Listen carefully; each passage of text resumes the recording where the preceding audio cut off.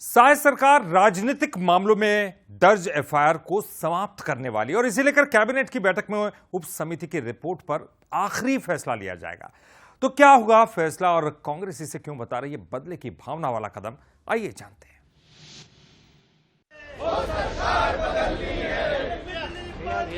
2018 से 2023 तक विपक्ष में रहते हुए बीजेपी ने कई आंदोलन किए, जनता के मुद्दों पर सड़क से लेकर सदन तक लड़ाई लड़ी। इस दौरान कई नेताओं कार्यकर्ताओं पर एफआईआर दर्ज हुई। अब सरकार में आने के बाद इन एफआईआर को खत्म करने की तैयारी है। बीजेपी ने सत्ता में आते ही बनाई थी उप समिति। मंत्रिमंडल उप समिति की रिपोर्ट पर हुई चर्चा। राजनीतिक आंदोलन पर दर्ज एफआईआर की भी समीक्षा। 137 केस में से 46 केस को लेकर मंथन। उप समिति की अनुशंसाओं पर कैबिनेट करेगी विचार। विरोध प्रदर्शन, धरना और रैली के मामले होंगे समाप्त। सड़क पर बवाल, पुलिस से झूमा झटकी भी होगी खत्म। 2018 में कांग्रेस ने भी सरकार बनते ही खत्म किए थे केस।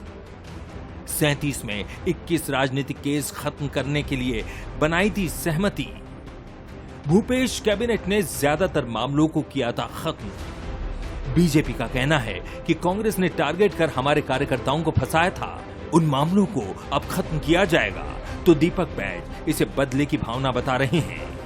पिछले 5 सालों में जब कांग्रेस पार्टी की सरकार थी, लगातार हम सब ने देखा कि कैसे झूठे मुकदमे, जनता की आवाज को दबाने के लिए कांग्रेस पार्टी ने भारतीय जनता पार्टी के कार्यकर्ताओं को टारगेट करके उन पर झूठे मुकदमे बनाए गए। उन मुकदमों की सरकार के लेवल पर समीक्षा हो रही है, जानकारी इकट्ठी की जा रही है। इसके लिए मंत्री उप समिति बनी है। समिति विचार करके रिपोर्ट देगी और उसके आधार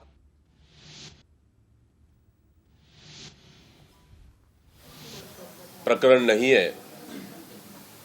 कांग्रेस ने किसी भी भारतीय जनता पार्टी के कार्यकर्ता के ऊपर एफआईआर दर्ज नहीं किया, बल्कि भारतीय जनता पार्टी अपने